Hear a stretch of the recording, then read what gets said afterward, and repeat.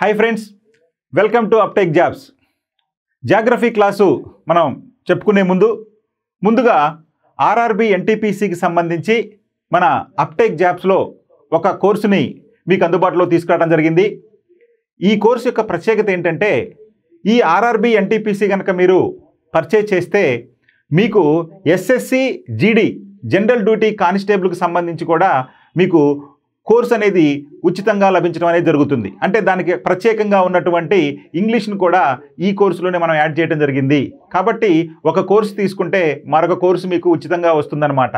అయితే ముందుగా మన అప్టెక్ జాబ్స్ వారు ఈ ఆర్ఆర్బి ఎన్టీపీసీ కోర్సుకు సంబంధించి ఒక ప్రతిష్టాత్మకమైనటువంటి ఈ యొక్క కాన్సెప్ట్ తీసుకురావడమే కాకుండా మీకు దాదాపుగా భారీ స్థాయిలో వీడియోలను కానీ టెస్టులను కానీ ఆ టెస్ట్ ఎక్స్ప్లెనేషన్స్ కానీ అందించడం అనేది జరిగింది.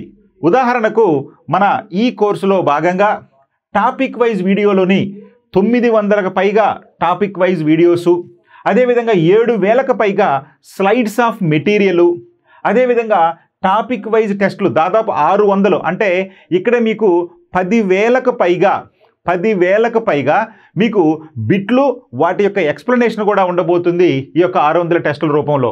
అంటే ఒక్కొక్క సబ్జెక్టుకు సంబంధించి ఆ సబ్జెక్ట్లో ఉన్న టాపిక్లకు సంబంధించి మనకి పూర్తిగా ఈ యొక్క ఎక్స్ప్లెనేషన్ కూడా అందించడం అనేది జరుగుతుంది. ఇక టెస్ట్ విత్ ఎక్స్ప్లెనేషన్ అనేది మన అప్టెక్ జాబ్స్ యొక్క ప్రత్యేకత, అది మీ అందరికీ తెలిసింది. ఇందులో సబ్జెక్ట్ వైజ్గా తీసుకున్నప్పుడు మనకి ఇక్కడ చూడండి, మ్యాథమెటిక్స్ అంటే అర్థమెటిక్ పేపర్ ప్రతి టాపిక్కు సంబంధించి వీడియోలు అందిస్తూ టెస్టులు పెట్టుతూ ఆ టెస్టులను ఎక్స్ప్లెయిన్ చేయడం జరిగింది. ఇక జనరల్ ఇంటెలిజెన్స్ అండ్ రీజనింగ్లో కూడా ప్రతి టాపిక్కు సంబంధించి టెస్టులు నిర్వహిస్తూ అదేవిధంగా కాన్సెప్ట్లను ఎక్స్ప్లెయిన్ చేస్తూ షార్ట్ కట్స్లో దీన్ని బోధించడం జరిగింది. ఇక జనరల్ అవేర్నెస్లో భాగంగా అయితే మీరు చూడండి, ఎవ్వరూ ఇది మీరు ఊహించినటువంటి అంశంగా మీరు భావించవచ్చు. ఎందుకంటే జనరల్ అవేర్నెస్ అంటే సాధారణంగా అందరూ జీకే పార్టీ చేసి వదిలిపెట్టేస్తారు. కానీ మనం అలా కాదు. జనరల్ అవేర్నెస్లో భాగంగా Indian geography, Indian history, world geography, అదేవిధంగా ఇండియన్ పాలిటీ, బయలాజికల్ సైన్స్, అదేవిధంగా physics, chemistry, science and technology, general knowledge, Indian economy, పర్యావరణ సమస్యలు, ఇవి అన్ని సబ్జెక్టుల మీద మీకు ప్రతి సబ్జెక్ట్ మీద 10 నుంచి 15 గంటల వరకు మొత్తం బ్రీఫింగ్గా మీకు సబ్జెక్ట్ అందరూ కూడా ఈ యొక్క జనరల్ అవేర్నెస్ అనేటువంటి అంశంలో భాగంగా అందించడం జరిగింది. ఇది మొత్తం కూడా మీకు వెరీ వెరీ సింపుల్, అంటే చాలా తక్కువ ప్రైస్ తోటి, అంటే 1,999 రూపాయలు ఉన్నటువంటి కోర్సుని కేవలం 499 రూపాయలకి 6 నెలల నిడివితోటి, అదే 6 నెలల యొక్క వ్యాలిడిటీ తోటి మీకు అందించడం జరుగుతుంది. దీన్ని మీరు ఉపయోగించుకోండి. ఇది ముందుగా పర్చేస్ చేసే ముందు నా మనవి ఏంటంటే, ఈ యాప్ డౌన్లోడ్ కనుక చేసుకున్నారంటే మీరు 30 గంటలకు సంబంధించినటువంటి వీడియోలు మీరు ఫ్రీగా చూడొచ్చు. 30 గంటలకు సంబంధించిన వీడియోలు మీరు ఫ్రీగా చూడొచ్చు. అవి చూడండి, నచ్చితేనే అప్పుడు మన యాప్ను పర్చేస్ చేయండి. ఇక మనం జాగ్రఫీ క్లాస్ గురించి చర్చించుకుందాం. భారతదేశ ఉనికి, క్షేత్రీయ అమెరిక, ఈ టాపిక్ గురించి చూద్దాం. భారతదేశాన్ని జంబూ ద్వీపం అని, భారత ఖండం అని, హిందుస్థాన్ అని, ఇండియా అని అనేక పేర్లతోటి పిలుస్తూ ఉంటారు. అంటే మన భారతదేశాన్ని జంబూ ద్వీపం అని, అదేవిధంగా భరతఖండం అని, హిందుస్థాన్ అని, అదేవిధంగా ఇండియా అని చెప్పి అనేక పేర్లతో పిలుస్తూ ఉంటారు. అదేవిధంగా మన భారతదేశాన్ని ఇండియాని పిలిచిన వారు ఎవరయ్యా అంటే మొట్టమొదటగా బ్రిటిష్ వారు. అంటే మన భారతదేశాన్ని ఇండియా అని మొట్టమొదటగా పేర్కొన్నటువంటి వ్యక్తులు లేదా యూరోపియన్లు ఎవరయ్యా అంటే బ్రిటిష్ వారు. అదేవిధంగా భారతదేశాన్ని హిందుస్థాన్ అని పిలిచిన వాళ్ళు ఎవరయ్యా అంటే అరబ్బులు మరియు పర్షియన్లు. ఇది మన భారతదేశానికి పిలుపుకు సంబంధించి, భారతదేశానికి వచ్చినటువంటి పేరుకు సంబంధించినటువంటి వివరాలు. ఇక భౌగోళికంగా మన భారతదేశం ఎక్కడుందయ్యా, అదేవిధంగా ఇండియాగా పిలువబడేటువంటి, హిందుస్థాన్గా పిలువబడేటువంటి, అదేవిధంగా భరతఖండంగా పిలువబడేటువంటి మన భారతదేశం ప్రపంచంలో ఎక్కడుందయ్యా అంటే చూడండి, భారతదేశం భౌగోళికంగా 8.4 డిగ్రీల ఉత్తర అక్షాంశం నుంచి 37.6 డిగ్రీల ఉత్తర అక్షాంశాల మధ్య, అదేవిధంగా రేఖాంశాల పరంగా 68.7 డిగ్రీల తూర్పు రేఖాంశం నుంచి 97.25 డిగ్రీల తూర్పు రేఖాంశాల మధ్య. అంటే భారతదేశం యొక్క location, where India is locates, which latitudes and which longitudes between India locates అంటే కనుక అక్షాంశాల పరంగా, అంటే లాటిట్యూడ్స్ పరంగా 8.4 డిగ్రీల నార్త్ లాటిట్యూడ్స్ టు 37.6 డిగ్రీల నార్త్ లాటిట్యూడ్ వరకు, అదేవిధంగా based on the longitudes 68.7 degrees east longitude to 97.25 east లాంగిట్యూడ్ల మధ్య మన భారతదేశం విస్తరించి ఉంది. ఇది మన భారతదేశం యొక్క లొకేషన్ లేదా ఉనికి. ఇక ప్రపంచంలో మన భారతదేశం 7వ అతిపెద్ద దేశం. అంటే ప్రపంచంలో India is the 7th biggest country. అంటే మరి భారతదేశం కంటే ఎన్ని దేశాలు పెద్దగా ఉన్నాయండి? 6 దేశాలు పెద్దగా ఉంటాయి. ఏంటయ్యా 6 దేశాలంటే? 1 Russia, 2 Canada, 3 America, 4 China, 5 Brazil, 6 Australia. ఈ 6 దేశాలు మన భారతదేశం కంటే విస్తీర్ణంలో, గుర్తుపెట్టుకోండి, విస్తీర్ణంలో పెద్దగా ఉన్నాయి. ఇక మన భారతదేశం యొక్క వైశాల్యం, మన భారతదేశం యొక్క మొత్తం విస్తీర్ణం తీసుకుంటే 32,87,263 చదరపు కిలోమీటర్లు. ఇది మన భారతదేశం యొక్క మొత్తం విస్తీర్ణం. మరి ప్రపంచం మొత్తం విస్తీర్ణంలో ఇది 2.4 తోటి సమానం. అంటే 2.4% తోటి ఈ యొక్క 32,87,263 చదరపు కిలోమీటర్ల విస్తీర్ణం అనేది ప్రపంచ భూభాగంలో 2.4% తోటి సమానం. అదే మొత్తం భౌగోళిక విస్తీర్ణంలో, అంటే భూ విస్తీర్ణం కాకుండా మొత్తం సముద్రాలతో కూడా కలుపుకుని మొత్తం విస్తీర్ణంలో తీసుకుంటే కేవలం 0.57% మాత్రమే మన భారతదేశం యొక్క విస్తీర్ణం. ఈ విధంగా మనం గుర్తుపెట్టుకోవాలి. ఇక్కడ చూడండి, ఇక్కడ ఈ పటంలో చూస్తే కనుక మనకి క్లియర్గా కనిపిస్తుంది భారతదేశం యొక్క ఉత్తర సరిహద్దు, భారతదేశం యొక్క దక్షిణ సరిహద్దు. ఉత్తరాన అక్షాంశం ఏంటయ్యా అంటే మనకి 37.6 డిగ్రీల ఉత్తర అక్షాంశం. మరి దక్షిణాన్ని తీసుకుంటే కనుక 8.4 డిగ్రీల ఉత్తర అక్షాంశం. సో 37.6 డిగ్రీల ఉత్తర అక్షాంశం, అదేవిధంగా 8.4 డిగ్రీల ఉత్తర అక్షాంశం. అంటే భూమధ్య రేఖకు మన భారతదేశం పూర్తిగా ఉత్తరంలో ఉంది. ఏ అక్షాంశం నుంచి ఏ అక్షాంశం వరకు అండి? 8.4 డిగ్రీల ఉత్తర అక్షాంశం నుంచి 37.6 డిగ్రీల ఉత్తర అక్షాంశం వరకు. ఇవి అక్షాంశాలు. దాదాపు ఎన్ని ఉన్నాయండి? మనకి సుమారుగా 30 అక్షాంశాలు ఉన్నాయి. ఇక రేఖాంశాల పరంగా తీసుకుంటే గ్రీనిచ్ రేఖాంశానికి మనం తూర్పును ఉన్నాము. మరి గ్రీనిచ్ రేఖాంశానికి తూర్పును ఏ రేఖాంశాల మధ్యలో ఉన్నామండి? 68.7 డిగ్రీల తూర్పు రేఖాంశం నుంచి ఇక్కడ 97.25 డిగ్రీల తూర్పు రేఖాంశం వరకు. సో ఈ విధంగా అక్షాంశాలు, రేఖాంశాల మధ్య మన భారతదేశం విస్తరించి ఉంది. సో మరి ఎన్ని రేఖాంశాలు ఉన్నాయండి? సుమారు 30 రేఖాంశాలు. చూడండి ఎంత పొందికగా ఉందో మన భారతదేశం. సుమారు 30 అక్షాంశాలు, 30 రేఖాంశాల నిడివితోటి మన భారతదేశం పూర్తిగా ఉత్తరార్ధగోళంలో విస్తరించి ఉంది. ఇక భారతదేశం యొక్క సరిహద్దుల గురించి చూద్దాం. సరిహద్దు ప్రాంతాలు, భారతదేశానికి సంబంధించి సరిహద్దు ప్రాంతాలు. ఉత్తరంగా ఉన్నటువంటి సరిహద్దు కిలిక్ దావన్ పాస్ లేదా ఇందిరా కాల్. భారతదేశానికి ఉత్తర సరిహద్దు ఇందిరా కాల్ లేదా కిలిక్ దావన్ పాస్. అదేవిధంగా దక్షిణ సరిహద్దు తీసుకుంటే ఇందిరా పాయింట్ లేదా పిగ్మోలియన్ పాయింట్ లేదా పార్సన్. ఇవి దక్షిణ సరిహద్దులు. ఇక తూర్పు సరిహద్దు తీసుకుంటే కనుక అరుణాచల్ ప్రదేశ్లోని దీపు కనుమ లేదా కిబుతు కనుమ. ఇది తూర్పు సరిహద్దు. ఇక పడమర సరిహద్దు, పశ్చిమ సరిహద్దు తీసుకుంటే రాన్ ఆఫ్ కచ్లో ఉన్నటువంటి గురుమెట్ ప్రాంతం. ఒక్కసారి మనం పటం చూస్తే మనకి ఇంకా క్లారిటీగా తెలుస్తుంది. ఇక్కడ చూడండి, భారతదేశం యొక్క ఉత్తర సరిహద్దు ఏం చెప్పుకున్నామండి? భారతదేశం యొక్క ఉత్తర సరిహద్దు అని చెప్పుకున్నాం కదా, 37.6 డిగ్రీల ఉత్తర అక్షాంశం అని. అది ఉత్తర సరిహద్దులో ఏముందంటే కిలిక్ దావన్ పాస్ ఉంది లేదా ఇందిరా కాల్ ఉంది. ఇందిరా కాల్ అంటాము దాన్ని, లేదా కిలిక్ దావన్ పాస్, అది ఉత్తర సరిహద్దు. మరి దక్షిణ సరిహద్దు ఇందిరా పాయింట్ లేదా పిగ్మోలియన్ పాయింట్ అన్నాం. అయితే ఇక్కడ కొంచెం కన్ఫ్యూజ్ ఉంది. ఇందిరా పాయింట్ లేదా పిగ్మోలియన్ పాయింట్ ఎక్కడుందంటే మనకి అండమాన్ నికోబార్ దీవుల్లో ఉన్నటువంటి గ్రేట్ నికోబార్ దీవి యొక్క దక్షిణ భాగం. ఇది సాధారణంగా 6.4 డిగ్రీల ఉత్తర అక్షాంశం వద్ద ప్రారంభమవుతుంది. వాస్తవానికి మన భారతదేశం ఎక్కడ ప్రారంభమవుతుందంటే 6.4 డిగ్రీల ఉత్తర అక్షాంశం వద్ద ప్రారంభమవుతుంది. కానీ మనం ఇందాక ఏం చెప్పుకున్నాము? 8.4 చెప్పుకున్నాము. అంటే 2 అక్షాంశాలు వ్యత్యాసం చెప్పుకున్నాం. కారణం ఏంటి అంటే ఇది సముద్రంలో ఉన్నటువంటి ఒక చిన్న దీవి కాబట్టి దీన్ని మనం ప్రామాణికంగా తీసుకోలేదు. వాస్తవానికి 6.4 అన్నాడంటే ఖచ్చితంగా మనం 6.4 ఆన్సర్ పెట్టాలి ఉత్తర అక్షాంశం. ఇక్కడే మన భారతదేశం యొక్క దక్షిణ సరిహద్దు అయినటువంటి పిగ్మోలియన్ పాయింట్ లేదా ఇందిరా పాయింట్ అనేవి విస్తరించి ఉన్నాయి. అది భారతదేశం యొక్క దక్షిణ సరిహద్దు. ఒకవేళ ప్రత్యేకంగా ప్రధాన భూభాగానికి దక్షిణ సరిహద్దు అంటే ఇక్కడ మనకి కన్యాకుమారి గుర్తుపెట్టుకోవాలి. ప్రధాన భూభాగానికి దక్షిణ సరిహద్దు అంటే కన్యాకుమారి గుర్తుపెట్టుకోవాలి. ఉత్తర సరిహద్దు తీసుకుంటే కనుక మనం కిలిక్ దావన్ పాస్ అన్నాము లేదా ఇందిరా కాల్ అన్నాము. ఉత్తర దక్షిణ సరిహద్దులో ఉన్నటువంటి ప్రాంతాలు. ఇక తూర్పు సరిహద్దు ఏంటి? ఏముందండి తూర్పు సరిహద్దు? మనకి అరుణాచల్ ప్రదేశ్లోని దీపు కనుమ అన్నాం. ఇక్కడ చూడండి, ఇది భారతదేశం యొక్క తూర్పు సరిహద్దు. అది అరుణాచల్ ప్రదేశ్లో ఉంది.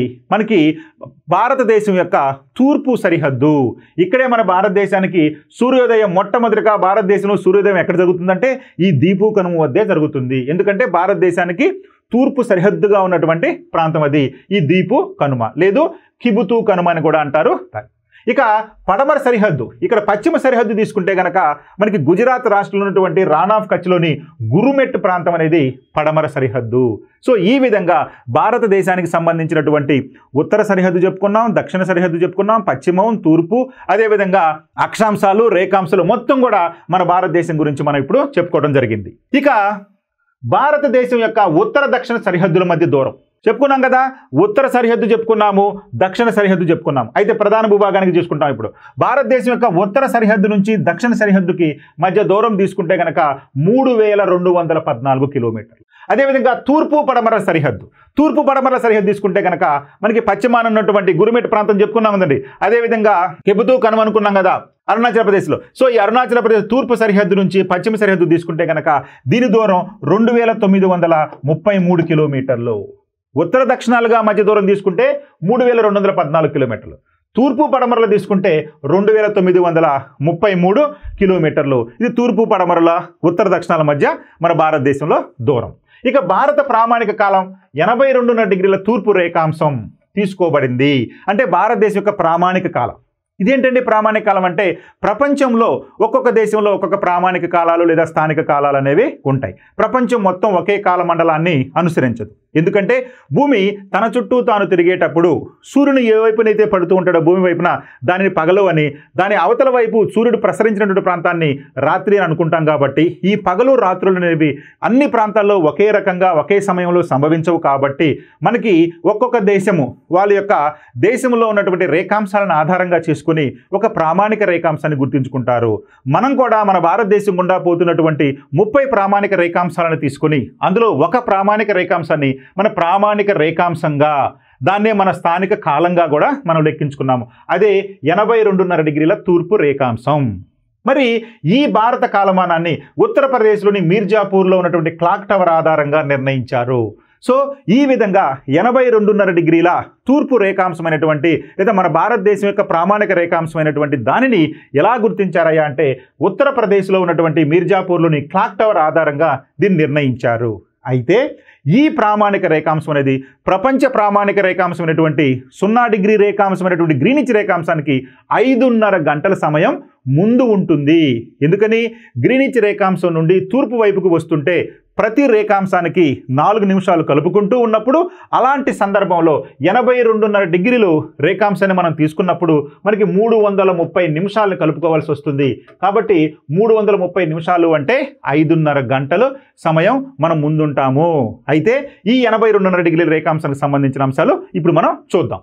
దేశంలో మొదటగా సూర్యోదయం అయ్యేటువంటి రాష్ట్రం అరుణాచల్ ప్రదేశ్ కాగా చివరిగా గుజరాత్ రాష్ట్రంలో జరుగుతుంది. మనం చెప్పుకున్నాం సూర్యుడు తన చుట్టూ తాను ఎట్లా తిరుగుతాడండి, పడమర నుండి తూర్పుకు తిరుగుతూ ఉంటాడు. కాబట్టి తూర్పున సూర్యుడు ఉదయిస్తూ ఉంటాడు.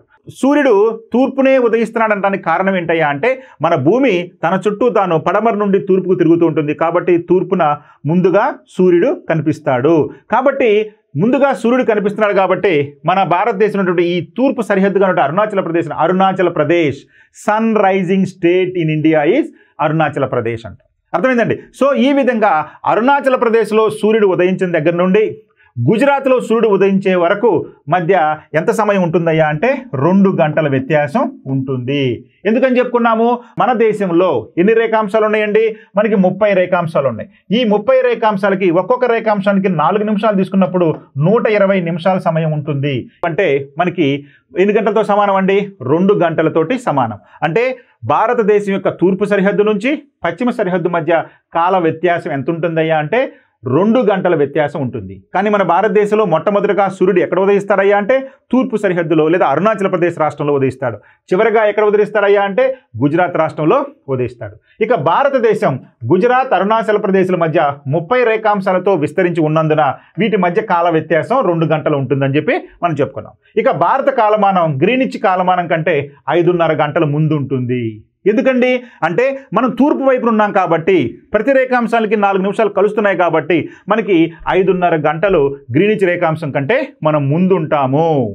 ఓకే, ఇక భూమధ్య రేఖకు దగ్గరగా ఉన్నటువంటి భారతదేశం యొక్క దీవి, భూమధ్య రేఖకు దగ్గరగా ఉన్నటువంటి భారతదేశం యొక్క దీవి గ్రేట్ నికోబార్ దీవి చెప్పుకున్నాం. ఈ గ్రేట్ నికోబార్ దీవి ఎక్కడ ఉందయ్యా అంటే 6.4 డిగ్రీల ఉత్తరాక్షాంశంగా ఉంది చెప్పుకున్నాం. గ్రేట్ నికోబార్ ఇక్కడే ఈ గ్రేట్ నికోబార్ దీవి యొక్క దక్షిణ భాగంలోనే పిగ్మోలియన్ పాయింట్ లేదా ఇందిరా పాయింట్ అనేది ఉంటుంది.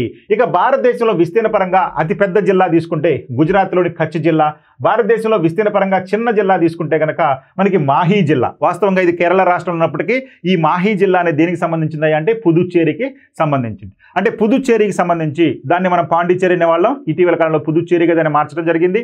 ఈ పుదుచ్చేరి అనేది తమిళనాడు రాష్ట్రంలో ప్రధాన భూభాగం పుదుచ్చేరి ఉన్నప్పటికీ దీనికి సంబంధించినటువంటి భాగాలు మన ఆంధ్రప్రదేశ్లోని కాకినాడకి సమీపంలో ఉన్నటువంటి యానాము, అదేవిధంగా తమిళనాడులో ఉన్నటువంటి కారైకల్ ప్రాంతం, అదేవిధంగా కేరళలో ఉన్నటువంటి మాహీ ప్రాంతాలు, ఈ 3 కూడా పాండిచ్చేరిలోని భాగాలు. అంటే పాండిచ్చేరి అంటే మనం గుర్తుపెట్టుకోవాల్సింది ప్రధాన భూభాగమైనటువంటి పాండిచ్చేరి మాత్రమే కాదు, పాండిచ్చేరితో పాటు ఆంధ్రప్రదేశ్లో ఉన్నటువంటి యానాం, తమిళనాడులో ఉన్నటువంటి కారైకల్, అదేవిధంగా కేరళలో ఉన్నటువంటి మాహీ ప్రాంతాలు, ఇవి పాండిచ్చేరి లేదా పుదుచ్చేరిలో భాగాలుగా గుర్తుపెట్టుకోవాలి. ఆ పుదుచ్చేరికి చెందిందే ఈ మాహీ జిల్లా. ఇది ఎక్కడుందండి? కేరళలో ఉంది. ఓకే, ఇక భారతదేశంతో ఉమ్మడి సరిహద్దు కలిగినటువంటి దేశాలు. మరి భారతదేశంతో ఉమ్మడి సరిహద్దు కలిగి ఎన్ని దేశాలు ఉన్నాయి, అసలు ఏంటి ఈ విషయాలు చూద్దాం. మనకు భారతదేశంతో ఉమ్మడి సరిహద్దు కలిగి ప్రధానంగా మనకి 7 దేశాలు ఉన్నాయి. ఏంటయ్యా ఆ 7 దేశాలు అంటే ఒకసారి చూడండి. 1 పాకిస్తాన్, 2 ఆఫ్ఘనిస్తాన్, 3 చైనా, 4 నేపాల్, 5 భూటాన్, 6 మయన్మార్, 7 బంగ్లాదేశ్. ఈ 7 దేశాలు మన భారతదేశంతో ఉమ్మడి సరిహద్దును కలిగి ఉన్నాయి. అయితే ఈ 7 దేశాల్లో ఏ దేశంతో పొడవైనటువంటి ఉమ్మడి సరిహద్దు ఉంది, ఏ దేశంతో తక్కువగా ఉంది, ఇలా కూడా మన ఎగ్జామ్లో అడుగుతాడు కాబట్టి ఒకసారి మనం ఆ దేశాల గురించి కూడా చూద్దాం. మొట్టమొదటిగా బంగ్లాదేశ్ తోటి మన భారతదేశంతో అత్యంత పొడవైనటువంటి ఉమ్మడి సరిహద్దు ఉంది. భారతదేశంతో 7 దేశాలు ఉమ్మడి సరిహద్దు కలిగి ఉన్నప్పటికీ అత్యంత పొడవైన ఉమ్మడి సరిహద్దు ఏ దేశంతో ఉన్నాయా అంటే బంగ్లాదేశ్ తోటి ఉంది. గుర్తుపెట్టుకోవాలి, చైనా కాదు, పాకిస్తాన్ కాదు, బంగ్లాదేశ్ తోటి మనకి పొడవైన సరిహద్దు కలిగి ఉంది. అయితే ఎంత కిలోమీటర్ల పొడవునండి? 4096.7 కిలోమీటర్ల పొడవున ఉమ్మడి సరిహద్దు ఉంది బంగ్లాదేశ్కి, మన భారతదేశానికి. ఇక మనకి బంగ్లాదేశ్ తోటి ఉమ్మడి సరిహద్దు కలిగినటువంటి మన భారతదేశంలో ఉన్నటువంటి రాష్ట్రాలు ఏంటయ్యా అంటే పశ్చిమ బెంగాల్, అస్సోం, మిజోరాం, మేఘాలయ, త్రిపుర 5 రాష్ట్రాలతోటి మన బంగ్లాదేశ్ తోటి మన దేశంతో ఉమ్మడి సరిహద్దు ఉంది. చూడండి ఇక్కడ మీరు చూస్తే బంగ్లాదేశ్ తోటి 1 పశ్చిమ బెంగాల్, 2 మనకి తీసుకుంటే అస్సోం, 3 మేఘాలయ, 4 త్రిపుర, ఇక 5 మిజోరాం.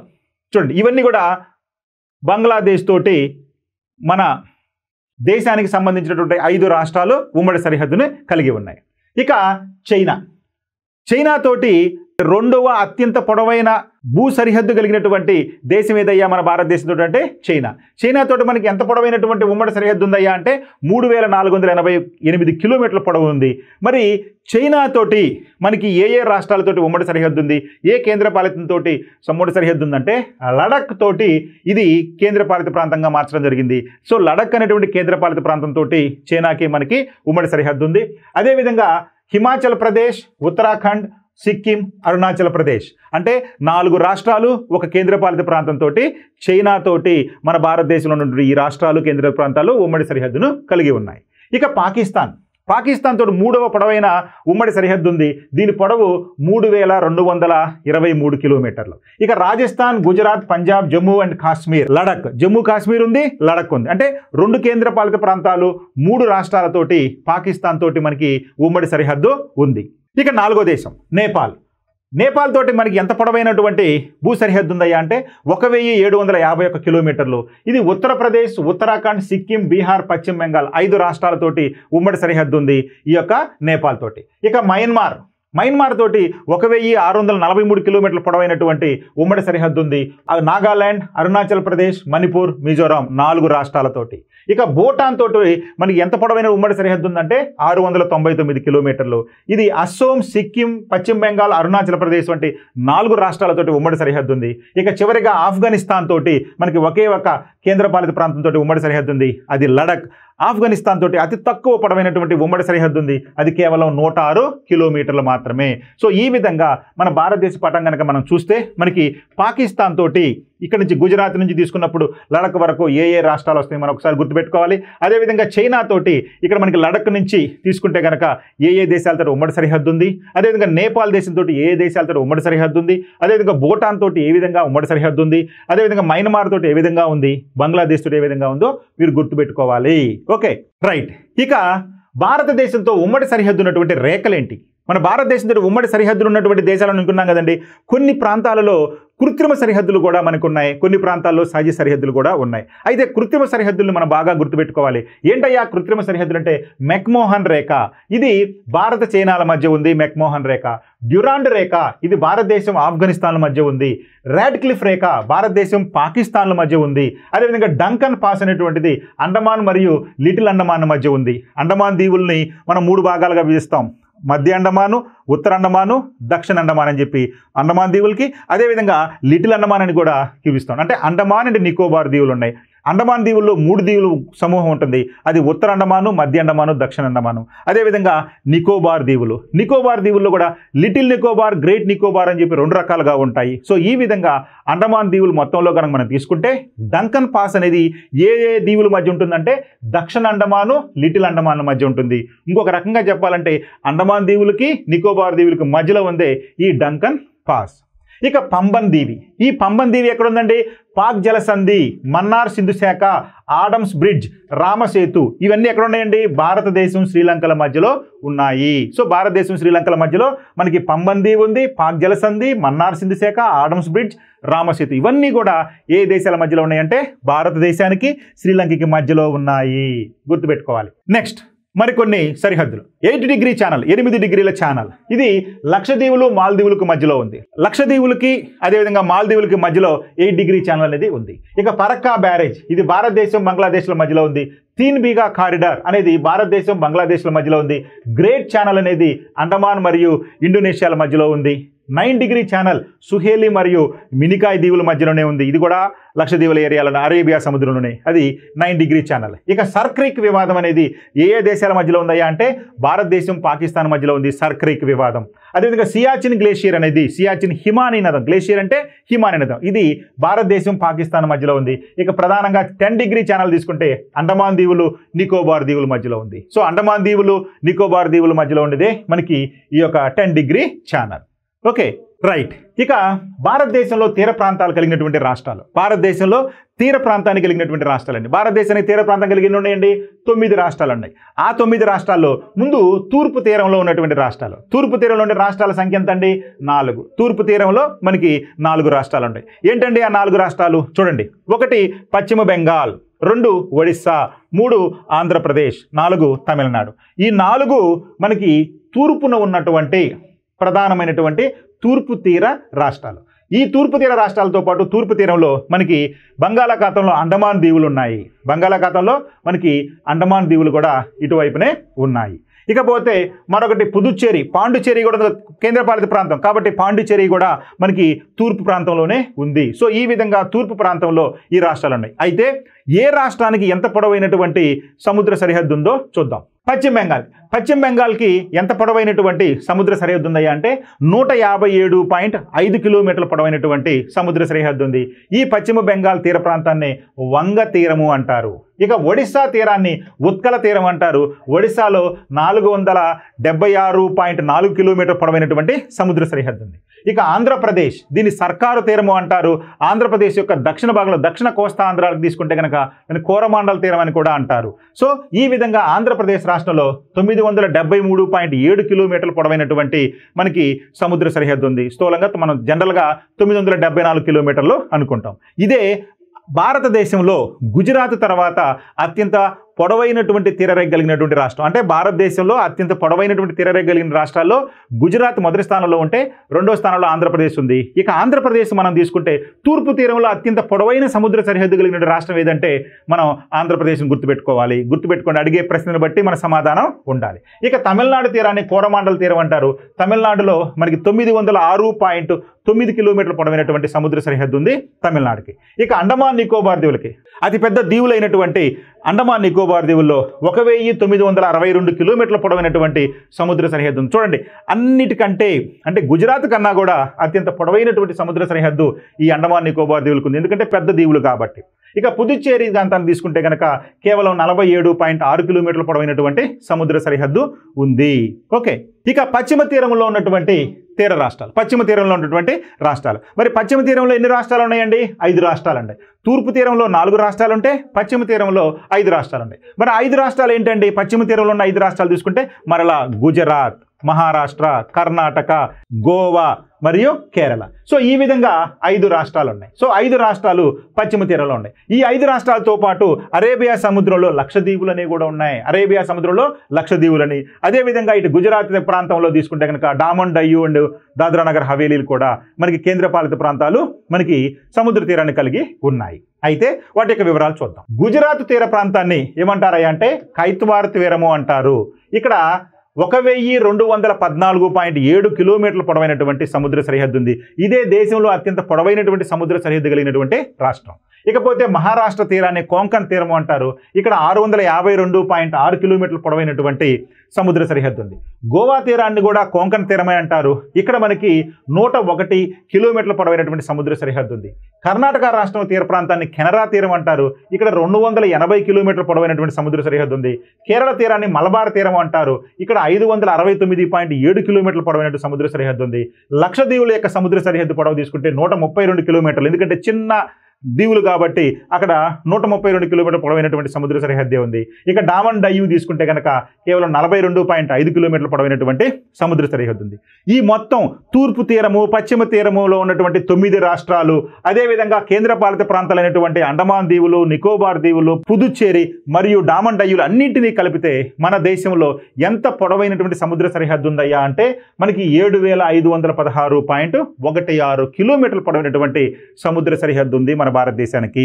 సో మన భారతదేశానికి ఉన్నటువంటి ప్రధాన సముద్ర సరిహద్దు ఎంత అయ్యా అంటే 7516 కిలోమీటర్లు.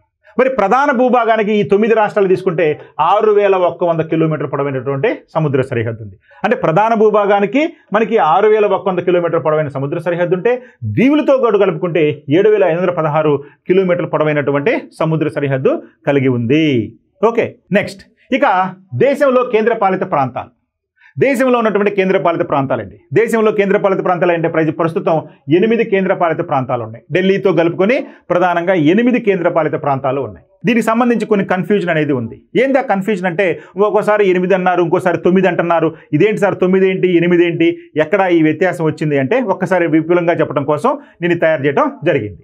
2019 అక్టోబర్ 31న జమ్మూ కాశ్మీర్ రాష్ట్రాన్ని 2 కేంద్రపాలిత ప్రాంతాలుగా విభజిస్తూ, అంటే జమ్మూ కాశ్మీర్ మరియు లడఖ్లుగా, అంటే జమ్మూ కాశ్మీర్ అనేది ఒక కేంద్రపాలిత ప్రాంతం, లడఖ్ అనేది ఒక కేంద్రపాలిత ప్రాంతంగా విభజించడం జరిగింది. అంటే అప్పటి వరకు 7 కేంద్రపాలిత ప్రాంతాలుగా ఉన్నటువంటి మన దేశంలో 9 కేంద్రపాలిత ప్రాంతాలు అయినాయి. ఎప్పుడైతే 2019 అక్టోబర్ 31న జమ్మూ కాశ్మీర్ రాష్ట్రాన్ని 2 కేంద్రపాలిత ప్రాంతాలుగా చేశారుగో వాటి సంఖ్య 9కి పెరగటం జరిగింది. దీనితో 7గా ఉన్నటువంటి కేంద్రపాలిత ప్రాంతాలు 2019 అక్టోబర్ 31 నాటికి 9కి చేరాయి. ఇంతమంది క్లారిటీ కదండి. అయితే మళ్ళీ ఇప్పుడు మనం ఏం చెప్పుకున్నాము? 8 చెప్పుకున్నాం. ఇదేంటి 8 ఎట్టు వస్తున్నాయి 9 అయినాయి కదా అంటే చూడండి. ఇప్పుడు అయితే 2020 జనవరి 26న దాద్రా నగర్ హవేలీ, డామన్ అండ్ డయ్యూలను విలీనం చేయటంతో మరలా వీటి సంఖ్య 8కి చేరింది. గతంలో డామన్ అండ్ డయ్యూ, అదేవిధంగా దాద్రా నగర్ హవేలీ, డామన్ అండ్ డయ్యూ రెండింటిని సపరేట్గా చేసేవాళ్ళు. కానీ ఇప్పుడు ఆ రెండింటి మొత్తాన్ని కలిపేసి మనకి డామన్ అండ్ డయ్యూ అండ్ దాద్రా నగర్ హవేలీని కలపడం జరిగింది. కాబట్టి ఇప్పుడు 9గా ఉన్నటువంటి కేంద్రపాలిత ప్రాంతాల సంఖ్య 8 అయింది. అర్థమైందండి. మరి విస్తీర్ణంలో అతిపెద్ద కేంద్రపాలిత ప్రాంతం తీసుకుంటే లడఖ్, అదేవిధంగా విస్తీర్ణంలో అతి చిన్న కేంద్రపాలిత ప్రాంతం తీసుకుంటే లక్షద్వీపులు విస్తీర్ణంలో అతి చిన్నవి, విస్తీర్ణంలో అతిపెద్దది తీసుకుంటే కనుక లడఖ్. అంటే జమ్మూ కాశ్మీర్ లడఖ్ విడిపోయింది కదా, జమ్మూ కాశ్మీర్ కన్నా కూడా లడఖ్ అనేది అతిపెద్ద కేంద్రపాలిత ప్రాంతం. రైట్. అయితే ఇప్పుడు మనకి ఎన్ని కేంద్రపాలిత ప్రాంతాలు ఉన్నాయో వాటి వివరాలు ఇప్పుడు మనం చూద్దాం. చూడండి, కేంద్రపాలిత ప్రాంతాలు. మరి కేంద్రపాలిత ప్రాంతాలు మొత్తం ఏం చెప్పుకున్నామండి? మనం 8 చెప్పుకున్నాం కేంద్రపాలిత ప్రాంతాలు. మన 8కి సంబంధించిన వివరాలు ఏంటండి? 1 లక్షద్వీపులు అతి చిన్న కేంద్రపాలిత ప్రాంతం, దాని రాజధాని తీసుకుంటే కనుక కవరట్టి. చండీగఢ్ యొక్క రాజధాని హెడ్ క్వార్టర్స్ చండీగఢ్లోనే ఉంది. అదేవిధంగా పుదుచ్చేరి హెడ్ క్వార్టర్ పుదుచ్చేరిలోనే ఉంది. దాద్రా నగర్ అండ్ డయ్యూ డామన్ తీసుకుంటే కనుక డామన్లో ఉంది. అండమాన్ నికోబార్ దీవుల యొక్క ప్రధాన కేంద్రం తీసుకుంటే పోర్ట్ బ్లేర్లో ఉంది. జమ్మూ కాశ్మీర్కి ఎట్లాగైతే రాష్ట్రంగా ఉన్నప్పుడు వేసవిలో ఒక రాజధాని, అదేవిధంగా శీతాకాలంలో ఒక రాజధాని ఉందో ఇప్పుడు కూడా అలానే చేయడం జరిగింది. జమ్మూ కాశ్మీర్ కేంద్రపాలిత ప్రాంతానికి శీతాకాలంలో జమ్మూ రాజధాని అంటే, వేసవి కాలంలో శ్రీనగర్ రాజధానిగా ఉంటుంది. అదేవిధంగా లడఖ్కి లెహ్ అనేటువంటిది రాజధాని ప్రాంతం. ఇక 7 ఉన్నాయి చూడండి, 1, 2, 3, 4, 5, 6, 7. మరి 8వ తీసుకుంటే కనుక మనకి కేంద్రపాలిత ప్రాంతం అయినటువంటి మన రాజధాని అయినటువంటి దేశ రాజధాని అయినటువంటి ఢిల్లీ నగరాన్ని మనం 8వ కేంద్రపాలిత ప్రాంతంగా తీసుకుంటాం. అయితే దాన్ని నేషనల్ టెరిటోరియల్ క్యాపిటల్గా ప్రత్యేక హోదా ఇవ్వడం అనేది జరిగింది. అంటే వీటన్నింటిలో కూడా రాష్ట్ర హోదా ఉన్నటువంటిది మనకి ఢిల్లీ మాత్రమే. అందుకనే నేషనల్ టెరిటోరియల్ క్యాపిటల్గా దాన్ని పేర్కొనడం జరిగింది ప్రత్యేకంగా మన ఢిల్లీ నగరాన్ని. సో మొత్తంగా 8 కేంద్రపాలిత ప్రాంతాలు మన దేశంలో ప్రస్తుతం ఉన్నాయి. ఓకే.